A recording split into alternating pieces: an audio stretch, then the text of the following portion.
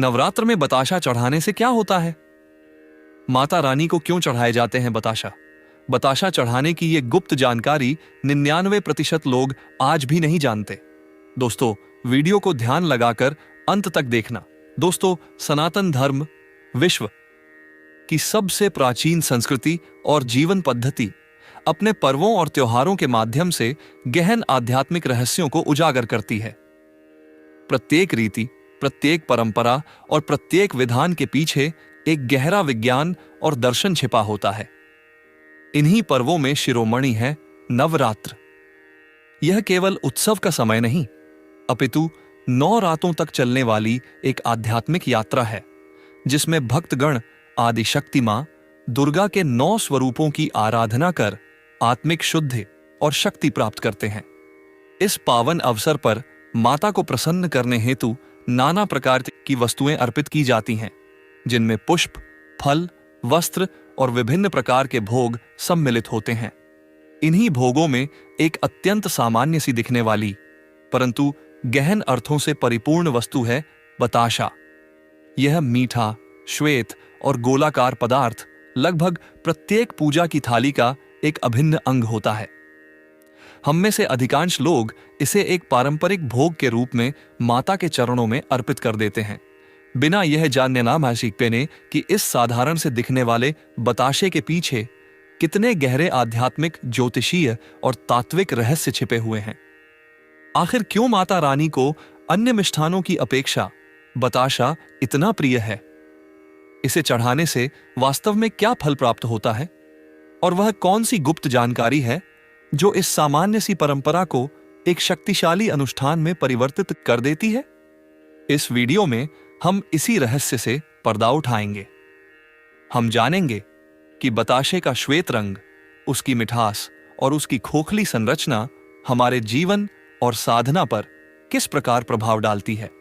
हम इसके ज्योतिषीय संबंधों, विशेषकर शुक्र और चंद्रमा के साथ इसके गहरे नाते को समझेंगे और यह भी जानेंगे कि कैसे यह एक छोटा सा बताशा पंचतत्वों का प्रतिनिधित्व करते हुए हमारी भेंट को पूर्णता प्रदान करता है। यह वीडियो आपको उस गुप्त ज्ञान से परिचित कराएगा जो साधारणतया प्रकट नहीं किया जाता, ताकि अगली बार जब आप श्रद्धा से माता के समक्ष बताशे का भोग लगाएं, तो आप केवल एक मिष्ठान नहीं, बल्कि संपूर्ण ब्रह्मांड का सार और अपनी पवित्र कामनाओं को उनके श्री चरणों में समर्पित कर सकें। बताशे का प्रतीकात्मक और आध्यात्मिक अर्थ किसी भी पूजन विधि में प्रतीकवाद का बड़ा महत्व होता है। हम जिन वस्तुओं को ईश्वर को अर्पित करते हैं, वे केवल भौतिक पदार्थ नहीं होते, अपितु वे हमारी भावनाओं, कामनाओं और आध्यात्मिक अवस्था के प्रतीक होते हैं। बताशा इस दृष्टिकोण से एक अत्यंत शक्तिशाली प्रतीक है, जिसका प्रत्येक गुण एक विशेष आध्यात्मिक संदेश देता है। 1. श्वेत वर्ण सात्विकता और पवित्रता का प्रतीक। बताशे का धवल यानी कि सफेद रंग शुद्धता, शांति, पवित्रता और सात्विकता का प्रतीक माना जाता है। अध्यात्म की भाषा में इसे सत्व गुण का प्रतिनिधि कहा गया है।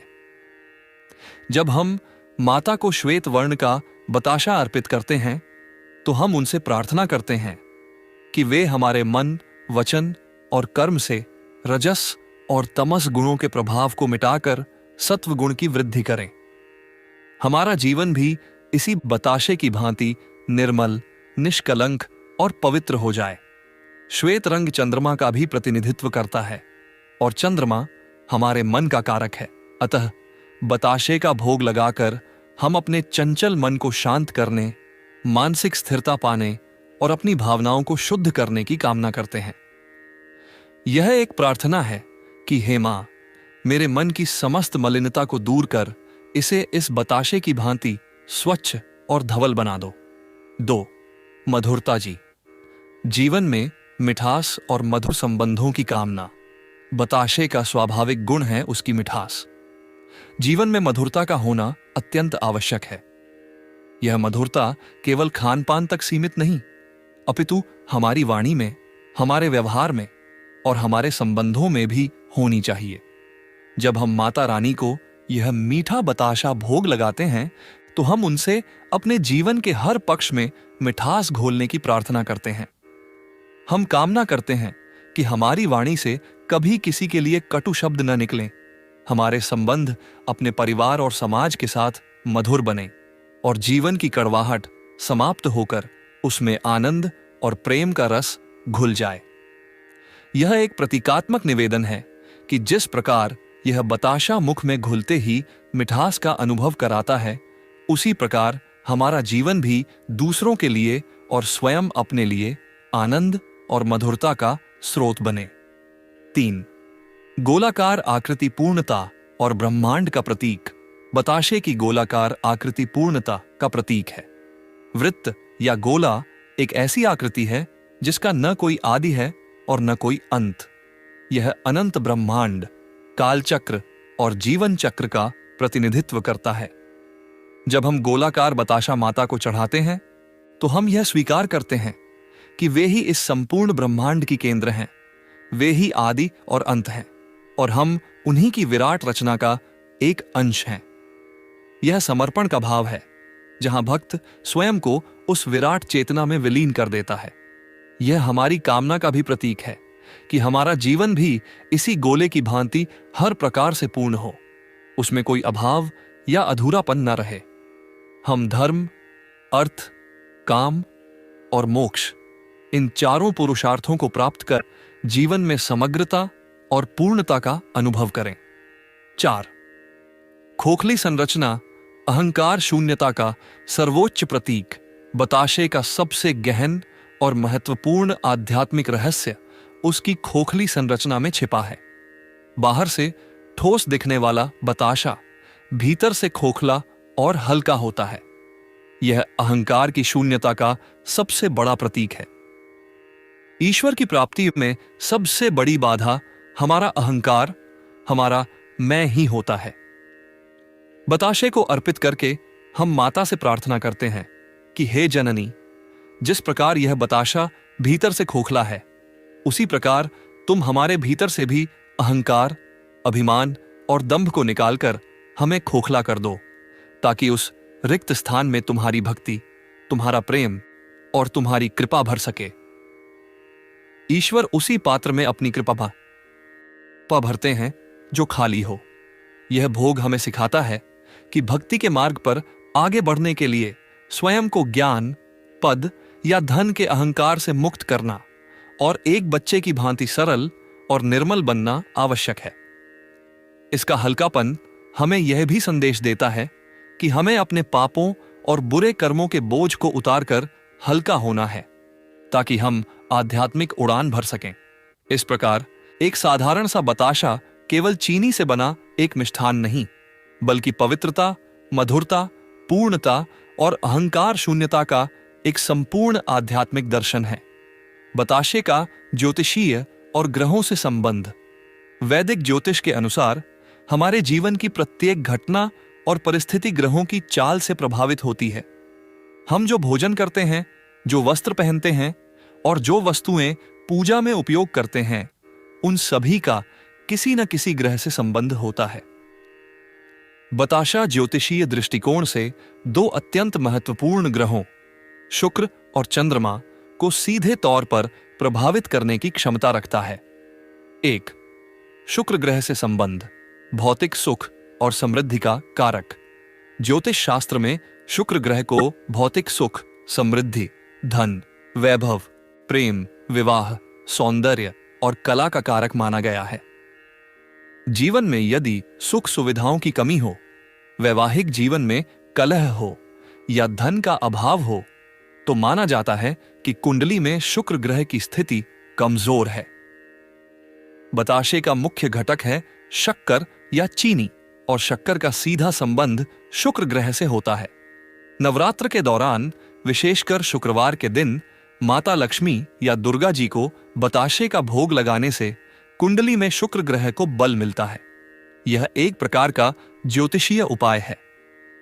जब हम शुक्र की वस्तु यानी शक्कर से बना बताशा जगत जननी को अर्पित करते हैं, तो शुक्र ग्रह का नकारात्मक प्रभाव शांत होता है और सकारात्मक प्रभाव में वृद्धि होती है। इसके फलस्वरूप व्यक्ति के जीवन में धन धान्य की वृद्धि होती है, भौतिक सुखों की प्राप्ति होती है, और यदि वैवाहिक जीवन में कोई समस्या चल रही हो तो उसमें भी मधुरता आती है। यह भोग व्यक्ति के आकर्षण और सौंदर्य में भी वृद्धि करने वाला माना जाता है। संक्षेप में, माता को बताशा अर्पित करना शुक्र ग्रह को प्रसन्न कर जीवन में हर प्रकार के ऐश्वर्य और सुख को आकर्षित करने का एक सरल किंतु अचूक उपाय है। 2. चंद्र ग्रह से संबंध। मानसिक शांति और भावनात्मक संतुलन का कारक। चंद्रमा को ज्योतिष में मन, माता, भावनाएं, कल्पनाशीलता और तरलता का कारक माना गया है। यदि किसी व्यक्ति का चंद्रमा कमजोर या पीड़ित हो तो वह मानसिक रूप से अशांत रहता है। उसे घबराहट, बेचैनी, अवसाद और अनिद्रा जैसी समस्याओं का सामना करना पड़ता है। भावनाओं में अत्यधिक उतार चढ़ाव बना रहता है और निर्णय लेने की क्षमता कमजोर हो जाती है। जैसा कि हमने पहले भी चर्चा की, बताशे का श्वेत रंग सीधे तौर पर चंद्रमा से संबंधित है। चंद्रमा को दूध, चावल, चीनी और अन्य सफेद वस्तुएं प्रिय हैं।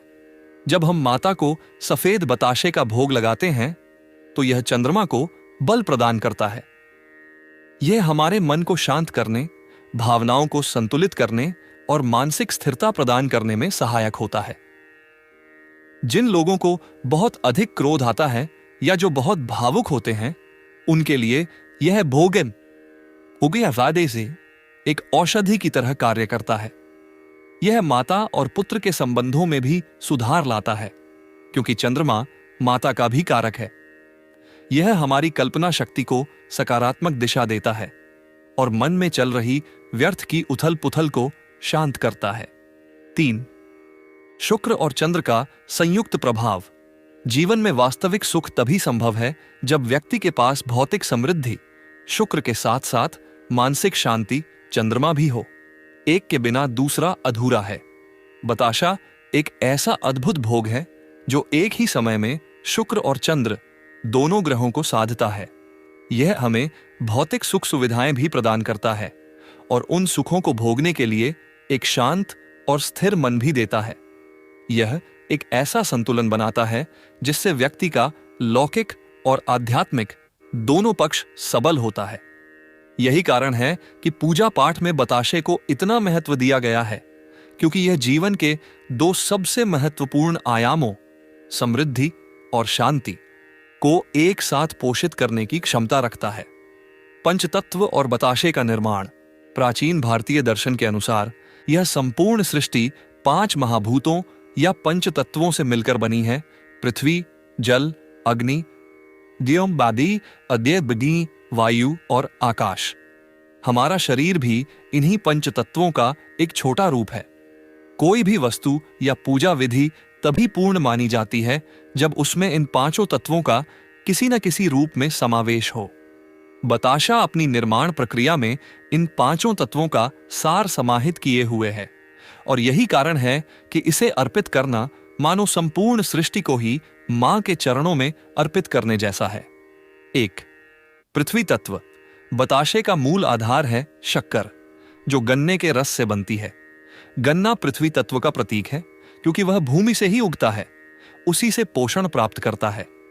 अतः जब हम बताशा चढ़ाते हैं तो हम पृथ्वी तत्व का प्रतिनिधित्व करने वाले अन्न और रस को अर्पित करते हैं।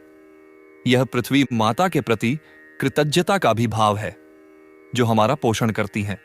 2. जल तत्व। गन्ने के रस से शक्कर और फिर शक्कर से बताशा बनाने की प्रक्रिया में जल एक अनिवार्य तत्व है। बिना जल के चाशनी नहीं बन सकती। जल को जीवन का आधार और भावनाओं का प्रतीक माना गया है।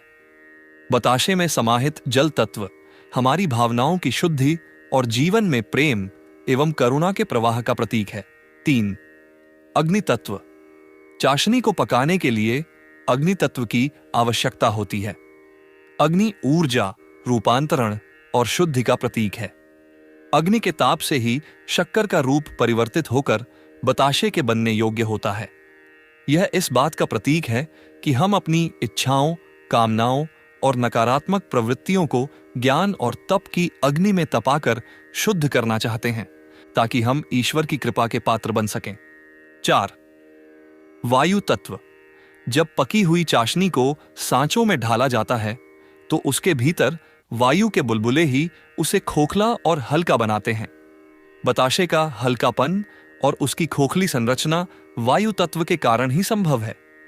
वायु गति, विचार और प्राण का प्रतीक है। यह हमारे अहंकार रहित होने और विचारों की शुद्धता का प्रतिनिधित्व करता है। 5. आकाश तत्व। आकाश तत्व का अर्थ है अब्बा सांदव का अर्थ है रिक्त स्थान, शून्यता या विस्तार। बताशे के भीतर जो खोखलापन या खाली जगह होती है वही आकाश तत्व का प्रतीक है। यह परम शून्यता, अहंकार की समाप्ति और विराट चेतना के लिए स्थान बनाने का प्रतीक है।